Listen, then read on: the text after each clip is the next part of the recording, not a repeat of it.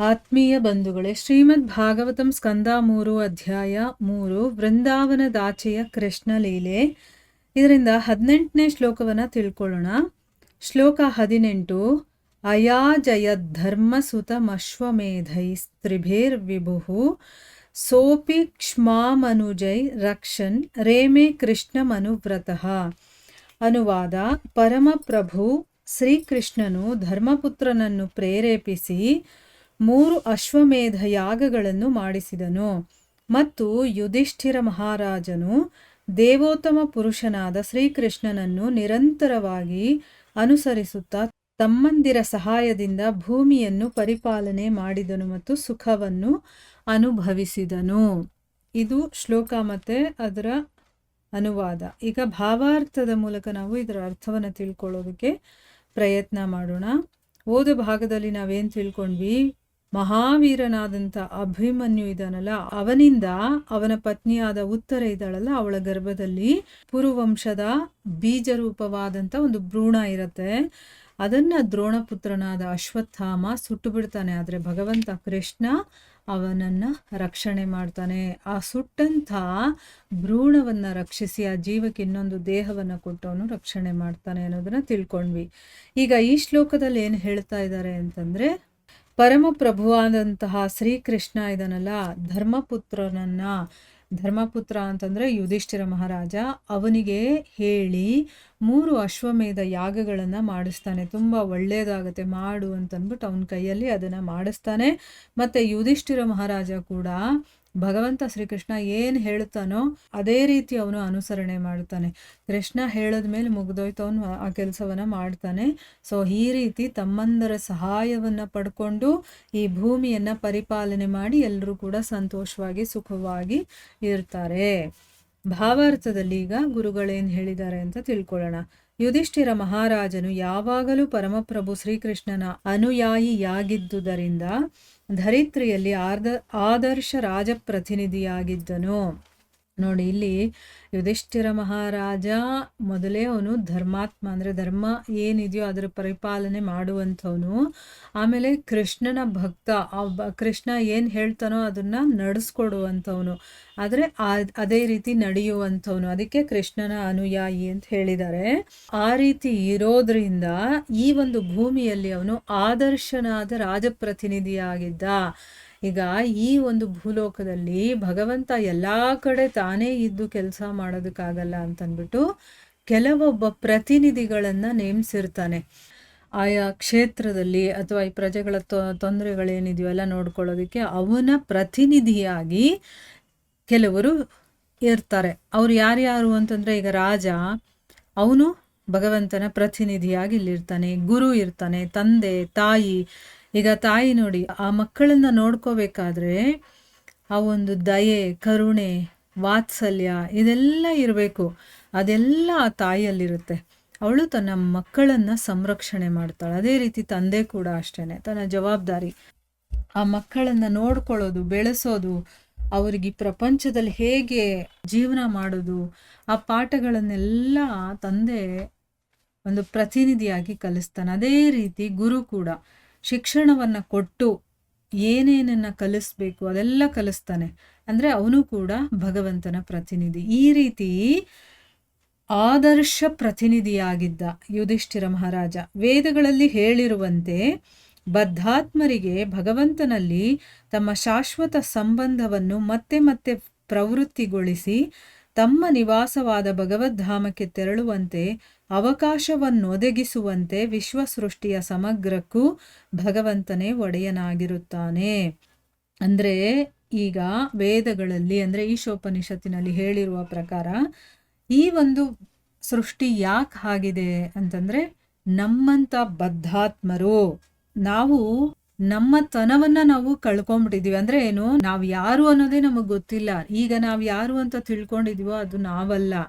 ಆದರೆ ನಾವು ಮಾಯೆಗೆ ಒಳಗಾಗಿ ಬದ್ಧರಾಗಿರೋದ್ರಿಂದ ನಮ್ಮ ಮತ್ತು ಭಗವಂತನ ನಡುವೆ ಏನು ಸಂಬಂಧ ಇದೆಯೋ ಅದು ಯಾವುದು ಶಾಶ್ವತವಾದಂಥ ಸಂಬಂಧ, ಅದನ್ನು ನಾವು ಮರೆತೋಗಿದ್ದೀವಲ್ಲ, ಅದನ್ನು ಮತ್ತೆ ಎಚ್ಚರಿಸೋದಕ್ಕೆ, ಜ್ಞಾಪಿಸೋದಕ್ಕೋಸ್ಕರ ಮತ್ತೆ ಭಗವಂತನ ಧಾಮಕ್ಕೆ ಮರಳಿ ನಾವು ವಾಪಸ್ ಹೋಗೋದಕ್ಕೋಸ್ಕರ ಅದಕ್ಕೊಂದು ಅವಕಾಶ ಕೊಡ್ಬೇಕಲ್ವಾ. ಈಗ ಅವನು ಒಬ್ಬ ಖೈದಿ ಏನೋ ಒಂದು ತಪ್ಪು ಮಾಡಿಬಿಟ್ಟಿರ್ತಾನೆ, ಅದಕ್ಕೆ ಅವನಿಗೆ ಶಿಕ್ಷೆ ಸಿಕ್ಕಿರತ್ತೆ.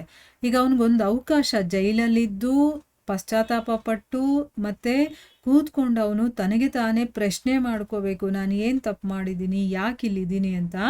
ಅದನ್ನ ತಿಳ್ಕೊಂಡು ಮತ್ತೆ ಆ ತಪ್ಪು ಮಾಡಬಾರ್ದು ನಾನು ಅಂತ ಅವನು ತನ್ನನ್ನು ಚೇಂಜ್ ಮಾಡಿಕೊಂಡು ಅವನು ಒಳ್ಳೆ ಮನುಷ್ಯನಾಗಿ ಪರಿವರ್ತನೆಯಾಗಿ ಮತ್ತೆ ವಾಪಸ್ ಈ ಒಂದು ಪ್ರಪಂಚಕ್ಕೆ ಬರಬೇಕು ಅವನು ಜೈಲಿಂದ ಅಲ್ವಾ. ಅದಕ್ಕೋಸ್ಕರನೇ ಜೈಲಲ್ಲಿ ಹಾಕೋದು. ಅದೇ ರೀತಿ ಈ ಒಂದು ಸೃಷ್ಟಿಯನ್ನು ಭಗವಂತ ಯಾಕೆ ಸೃಷ್ಟಿಸಿದಾನೆ ಅಂದರೆ, ನಾವು ಮರ್ತಿರೋದನ್ನ ಮತ್ತೆ ನೆನಪು ಮಾಡ್ಕೊಳ್ಳಿ, ನಾವು ಭಗವಂತನ ಸೇವಕರು ಅನ್ನೋದು ಗೊತ್ತಾಗ್ಲಿ ಅಂತನ್ಬಿಟ್ಟು ಮತ್ತೆ ನನ್ನ ಹತ್ರಕ್ಕೆ ವಾಪಸ್ ಬರಲಿ ಅನ್ನೋದಕ್ಕೊಂದು ಅವಕಾಶ ಕೊಡೋದಕ್ಕೋಸ್ಕರ ಈ ಎಲ್ಲ ಸೃಷ್ಟಿಯನ್ನು ಅವನು ಸೃಷ್ಟಿಸಿದ್ದಾನೆ, ಈ ವಿಶ್ವವನ್ನೇ ಸೃಷ್ಟಿಸಿದ್ದಾನೆ.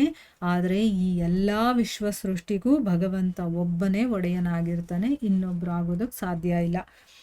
ಭೌತಿಕ ಜಗತ್ತಿನ ಇಡೀ ವ್ಯವಸ್ಥೆಯನ್ನು ಈ ಕಾರ್ಯಕ್ರಮ ಮತ್ತು ಯೋಜನೆಯೊಂದಿಗೆ ಏರ್ಪಡಿಸಲಾಗಿದೆ. ಯಾವನೇ ಆಗಲಿ ಈ ಯೋಜನೆಯನ್ನು ಮೀರಿ ನಡೆದರೆ ಪ್ರಕೃತಿ ನಿಯಮದಿಂದಲೇ ಶಿಕ್ಷೆಗೆ ಗುರಿಯಾಗುತ್ತಾನೆ. ಅಂತಹ ಪ್ರಕೃತಿಯು ಪರಮ ಪ್ರಭುವಿನ ದಿಗ್ದರ್ಶನದಂತೆ ವರ್ತಿಸುತ್ತದೆ. ನೋಡಿದ್ರ, ಈ ಒಂದು ಭೌತಿಕ ಜಗತ್ತಿನಲ್ಲಿ ನಾವು ಏನೇ ಮಾಡಿದ್ರು ಆ ವ್ಯವಸ್ಥೆ ಹೇಗೆ ಮಾಡಿದಾನೆ ಭಗವಂತ ಅಂತಂದರೆ, ನಾವು ತಿಳ್ಕೊಂಡು ನಮ್ಮನ್ನು ನಾವು ಅರ್ಥ ಮಾಡಿಕೊಂಡು ಆ ಭಗವಂತ ಒಡೆಯ ನಾವು ಸೇವಕರು ಅನ್ನೋದು ಗೊತ್ತಾಗಿ ನಾವು ಮತ್ತೆ ಅವನ ಧಾಮಕ್ಕೆ ವಾಪಸ್ ಹೋಗೋದಕ್ಕೋಸ್ಕರನೇ ಇದನ್ನೆಲ್ಲ ಮಾಡಿದ್ದಾನೆ. ಮತ್ತು ಇಲ್ಲಿ ಕೆಲವೊಂದು ರೂಲ್ಸ್ಗಳನ್ನು ಕೂಡ ಮಾಡಿದ್ದಾನೆ, ಯೋಜನೆಗಳನ್ನು ಹಾಕಿದ್ದಾನೆ, ಹೀಗೆ ನಡ್ಕೋಬೇಕು, ಹೀಗೆ ಮಾಡಬೇಕು ಅಂತ. ಈಗ ಯಾರಾದರೂ ಅದನ್ನು ಮೀರಿ ನಡ್ಕೊಂಡಾಗ ಅವನೇ ಬಂದು ಇಲ್ಲಿ ಶಿಕ್ಷೆ ಕೊಡಬೇಕು ಅನ್ನೋದು ಏನಿಲ್ಲ, ಪ್ರಕೃತಿನೇ ನಮಗೆ ಶಿಕ್ಷೆ ಕೊಡುತ್ತೆ. ಆ ಪ್ರಕೃತಿ ಕೂಡ ಆ ಭಗವಂತ ಹೇಗೆ ಹೇಳ್ತಾನೋ ಹಾಗೆ ಮಾಡುವಂಥವಳು. ಕಾಲನೇ ನಮಗೆ ಬುದ್ಧಿ ಕಲಿಸುತ್ತೆ ಅಂತೆಲ್ಲ ಹೇಳ್ತೀವಲ್ವಾ. ಕಾಲ ಅಂತಂದ್ರೆ ಏನು? ಪ್ರಕೃತಿ. ಆ ಪ್ರಕೃತಿನೇ ನಮಗೆ ಎಲ್ಲ ಥರದ ಶಿಕ್ಷೆನೂ ಕೊಡುತ್ತೆ. ಈಗ ನಾವೇ ಎಕ್ಸಾಂಪಲ್ಗೆ ಬೇಕಾದಷ್ಟು ನಮ್ಮ ಜೀವನದಲ್ಲೂ ಆಗಿರುತ್ತೆ. ನಾವು ಯಾರಿಗಾದ್ರೂ ಏನಾದರೂ ತೊಂದರೆ ಮಾಡಿದಾಗ ಈ ಒಂದು ಪ್ರಕೃತಿ ನಿಯಮ ಇರುತ್ತಲ್ಲ, ಅದಕ್ಕೆ ವಿಪರೀತವಾಗಿ ಹೋದಾಗ ಅದೇ ನಮಗೆ ಏಟನ್ನು ಕೊಡುತ್ತೆ, ಶಿಕ್ಷೆಯನ್ನು ಕೊಡುತ್ತೆ. ಅದು ಭಗವಂತನ ಒಂದು ನಿರ್ದೇಶನದ ಪ್ರಕಾರನೇ ನಡ್ಕೊಳ್ಳೋದದು, ಆಯಿತಾ. ತನ್ನಿಷ್ಟ ಬಂದಂಗೆ ತಾನು ನಡೆಯಲ್ಲ ಯಾವುದು ಪ್ರಕೃತಿ. ಯಾಕೆ ಅಂತಂದರೆ ಭಗವಂತ ಅದಕ್ಕೊಂದಷ್ಟು ಫ್ರೀಡಮ್ ಅಂತ ಕೊಟ್ಟಿರ್ತಾನೆ. ನೀನು ಇಂತಿಂಥ ಒಂದು ಕೆಲಸಗಳನ್ನು ಮತ್ತು ಇಂತಿಂಥ ಒಂದು ಶಿಕ್ಷೆಗಳನ್ನು ನೀನು ಕೊಡಬಹುದು ಅಂತ. ಅದು ಭಗವಂತನ ಇಚ್ಛೆಗನುಸಾರವಾಗಿ ಪ್ರಕೃತಿ ನಮಗೆ ಶಿಕ್ಷೆಯನ್ನು ಕೊಡ್ತಾಳೆ. ಯುಧಿಷ್ಠಿರ ಮಹಾರಾಜನು ಭಗವಂತನ ಪ್ರತಿನಿಧಿಯಾಗಿ ಭೂಮಿಯ ಸಿಂಹಾಸನದಲ್ಲಿ ಪ್ರತಿಷ್ಠಿತನಾಗಿದ್ದನು. ಯಾವನೇ ಆಗಲಿ ರಾಜನು ಭಗವಂತನ ಪ್ರತಿನಿಧಿಯಾಗಿ ಇರಬೇಕಾದುದು ಎಲ್ಲರೂ ನಿರೀಕ್ಷಿಸತಕ್ಕ ಸಂಗತಿ. ಪರಿಷ್ಕೃತವಾದ ಪ್ರಭುತ್ವವು ಭಗವಂತನ ಪರಮೇಚ್ಛೆಯ ಪ್ರಾತಿನಿಧ್ಯವಾಗಿರಬೇಕಾದುದು ಅತ್ಯವಶ್ಯಕ. ಈ ಪರತತ್ವಕ್ಕೆ ಅನುಗುಣವಾಗಿ ಯುಧಿಷ್ಠಿರ ಮಹಾರಾಜನು ಒಬ್ಬ ಆದರ್ಶ ಚಕ್ರವರ್ತಿಯಾಗಿದ್ದನು.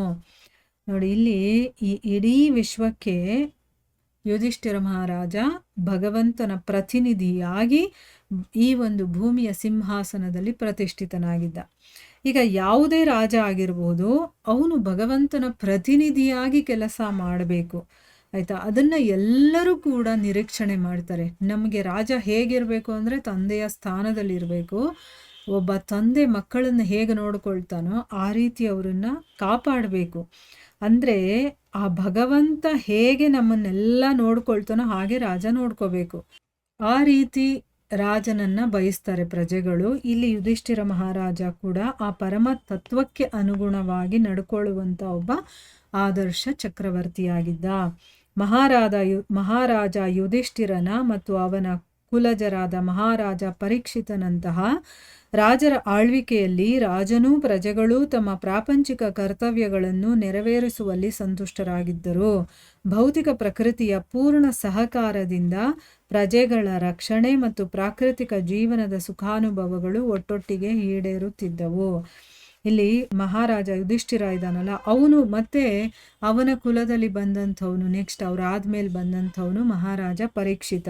ಇವರೆಲ್ಲರ ಆಳ್ವಿಕೆಯಲ್ಲಿ ಹೇಗಿದ್ರು ಅಂತಂದರೆ ಪ್ರಜೆಗಳು ಮತ್ತು ರಾಜ ಇಬ್ಬರೂ ಕೂಡ ತಮ್ಮ ತಮ್ಮ ಪ್ರಾಪಂಚಿಕ ಕರ್ತವ್ಯಗಳೇನಿದೆ ಅಂತಂದರೆ ಈ ಪ್ರಪಂಚದಲ್ಲಿ ಇದ್ಮೇಲೆ ಒಬ್ಬ ಗೃಹಸ್ಥನಾಗಿದ್ಮೇಲೆ ಅವನಿಗೆ ಆದಂಥ ಕೆಲವೊಂದು ಜವಾಬ್ದಾರಿಗಳು ಕರ್ತವ್ಯಗಳು ಎಲ್ಲ ಇರ್ತಾರಲ್ಲ ಅದೆಲ್ಲವನ್ನ ಪೂರೈಸೋದಲ್ಲಿ ಅವರು ಸಂತುಷ್ಟರಾಗಿದ್ದರು. ಈಗ ಭೌತಿಕ ಪ್ರಕೃತಿ ಕೂಡ ನಮಗೆ ಅನುಗುಣವಾಗಿರಬೇಕು. ಈಗ ಕಾಲಕ್ಕೆ ಮಳೆ ಬೆಳೆ ಎಲ್ಲ ಚೆನ್ನಾಗಿ ಆಗ್ತಾ ಇದ್ರೆ ಎಲ್ಲರೂ ಸಂತೋಷವಾಗಿರ್ತಾರೆ, ಎಲ್ಲರೂ ನೆಮ್ಮದಿಯಾಗಿರ್ತಾರೆ. ಪ್ರಕೃತಿ ನಮ್ಗೆ ವಿರುದ್ಧವಾಗಿ ಹೋದಾಗ ಏನಾಗುತ್ತೆ, ತೊಂದರೆ ಆಗುತ್ತೆ. ಅದಕ್ಕೆ ಇಲ್ಲಿ ಹೇಳ್ತಾ ಇದ್ದಾರೆ, ಭೌತಿಕ ಪ್ರಕೃತಿಯ ಪೂರ್ಣ ಸಹಕಾರದಿಂದ. ಅಂದರೆ ಈಗ ರಾಜ ಒಳ್ಳೆಯವನಾಗಿದ್ದರೆ, ರಾಜ ಒಬ್ಬ ಧರ್ಮಿಷ್ಠನಾಗಿದ್ದರೆ, ಭಗವಂತನ ವಿಚಾರಗಳಿಗೆ ಸರಿಯಾಗಿ ನಡ್ಕೊಳ್ಳುವಂಥವನಾಗಿದ್ದರೆ ಪ್ರಕೃತಿಗೂ ಕೂಡ ತುಂಬ ಇಷ್ಟ ಆಗುತ್ತೆ. ಯಾಕೆ ಅಂತಂದರೆ ಅವಳು ಕೂಡ ಭಗವಂತನ ಸೇವೆ ಮಾಡುವಂಥವಳು. ಸೊ ರಾಜ ಆ ರೀತಿ ಇದ್ದಾಗ ಆ ಪ್ರಕೃತಿಯ ರಾಜನಿಗೆ ಅನುಕೂಲವಾಗಿರ್ತಾಳೆ. ಅವಾಗೇನಾಗುತ್ತೆ, ಪ್ರಜೆಗಳ ರಕ್ಷಣೆ ಮತ್ತು ಪ್ರಾಕೃತಿಕ ಜೀವನದ ಸುಖಾನುಭವಗಳು ಎಲ್ಲರಿಗೂ ಕೂಡ ಆ ಪ್ರಕೃತಿಯಲ್ಲಿ ಸಿಗುವಂಥ ಎಲ್ಲ ಸುಖಗಳು ಕೂಡ ಅವರು ಅನುಭವಿಸೋದಕ್ಕೆ ಆಗುತ್ತೆ. ಅಂದರೆ ಎಲ್ಲರ ಆಸೆಗಳು ಕೂಡ ಈಡೇರ್ತಾ ಇತ್ತು. ಅದಕ್ಕೆ ನೋಡಿ, ಒಳ್ಳೆ ಧರ್ಮಿಷ್ಠನಾದಂಥ ರಾಜ ಇರಬೇಕು. ಈ ರಾಜಕೀಯದಲ್ಲಿರುವಂತಹ ಮುಖ್ಯ ಅಧಿಕಾರಿಗಳು ಯಾರಿರ್ತಾರೋ ಅಥವಾ ಮುಖ್ಯವಾದಂಥ ಒಂದು ಪದವಿಯಲ್ಲಿ ಯಾರಿರ್ತಾರೋ ಅವರು ಒಳ್ಳೆಯವರಾಗಿರಬೇಕು, ಆಧ್ಯಾತ್ಮಿಕನೂ ತಿಳ್ಕೊಂಡಿರಬೇಕು, ಭೌತಿಕದ ಬಗ್ಗೆನೂ ಕೂಡ ಅವರಿಗೆ ವಿಷಯಗಳು ಗೊತ್ತಿರಬೇಕು. ಅಂಥವರ ಕೆಳಗಡೆ ನಾವಿದ್ದಾಗ ಅವರು ನಮ್ಮನ್ನು ಚೆನ್ನಾಗಿ ನೋಡ್ಕೊಳ್ತಾರೆ, ಒಂದು ಒಳ್ಳೆಯ ಸೇವೆಯನ್ನು ಮಾಡ್ತಾರೆ ಪ್ರಜೆಗಳಿಗೆ. ಇಲ್ಲ ಬರೀ ಸ್ವಾರ್ಥಿಗಳು ಲೋಭಿಗಳು ಇಂಥವ್ರು ತುಂಬಿಕೊಂಡಾಗ ಏನಾಗುತ್ತೆ, ಪ್ರಜೆಗಳು ಸರ್ವನಾಶ ಆಗ್ತಾರೆ. ಬರೀ ಅವರು ಬೆಳೀತಾ ಇರ್ತಾರೆ ಹೊರತು ಬೇರೆ ಮನುಷ್ಯರೆಲ್ಲ ತೊಂದರೆಗೆ ಸಿಕ್ಕಾಕೊಂಡಿರ್ತಾರೆ, ಕಷ್ಟಗಳನ್ನು ನೋವುಗಳನ್ನು ಅನುಭವಿಸ್ತಾರೆ. ಅದಕ್ಕೆಲ್ಲ ಬೆಸ್ಟ್ ಎಕ್ಸಾಂಪಲ್ ಅಂದರೆ ಈಗಿನ ನಾವು ರಾಜಕೀಯ ನೋಡ್ತೀವಲ್ವ, ಅದರಲ್ಲಿರೋರೆಲ್ಲ ಭ್ರಷ್ಟಾಚಾರಿಗಳು, ಲಂಚಕೋರರು, ಅತಿ ಆಸೆ ಇರೋರು, ಲೋಭ ಇರೋರು ಇಂಥವರೇ ತುಂಬಿಕೊಂಡಿರ್ತಾರೆ. ಅದರಲ್ಲಿ ಯಾರಾದರೂ ಒಬ್ಬರು ಒಳ್ಳೆಯವ್ರು ಬಂದರೆ ಅವ್ರನ್ನ ಗುರುತಿಸೋದಕ್ಕೂ ನಮ್ಗೆ ಆಗೋದಿಲ್ಲ. ಅಂಥ ಒಂದು ಪರಿಸ್ಥಿತಿಯಲ್ಲಿ ನಾವಿದ್ದೀವಿ. ಆದರೆ ಯುಧಿಷ್ಠಿರ ಮಹಾರಾಜ ಮತ್ತು ಅವರ ವಂಶಜರು ಆ ರೀತಿ ಅಲ್ಲ. ಪರೀಕ್ಷಿತ ಮಹಾರಾಜನು ಕೂಡ ಧರ್ಮಿಷ್ಠನಾಗಿದ್ದ. ಸೊ ಅದರಿಂದ ಪ್ರಜೆಗಳೆಲ್ಲರೂ ಕೂಡ ಸುಖವಾಗಿ ನೆಮ್ಮದಿಯಾಗಿ ಶಾಂತಿಯಿಂದ ತಮ್ಮ ತಮ್ಮ ಆಸೆಗಳನ್ನು ಕೂಡ ಈಡೇರಿಸ್ಕೊಂಡವರು ಆನಂದವಾಗಿದ್ದರು ಅನ್ನೋದು ಈ ಶ್ಲೋಕದ ಅರ್ಥ. ಇಲ್ಲಿಗೆ ನಾವು ನಿಲ್ಲಿಸೋಣ. ಹರೇ ಕೃಷ್ಣ.